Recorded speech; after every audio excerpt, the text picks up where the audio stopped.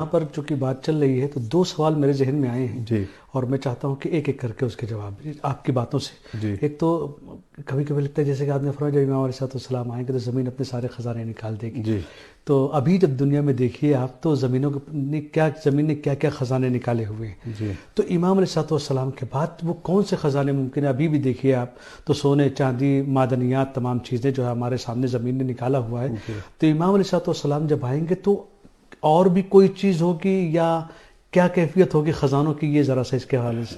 یقیناً بہت ساری ایسی چیزیں ہیں جو اللہ نے اس دور کے لیے زمین میں رکھی ہوئی ہیں جی جو اس دور میں سمجھ آئیں گی صحیح. بعنوان خزانہ. جی دیکھیں نا، میں اس کی ایک چھوٹی سی مثال پیش کرتا ہوں.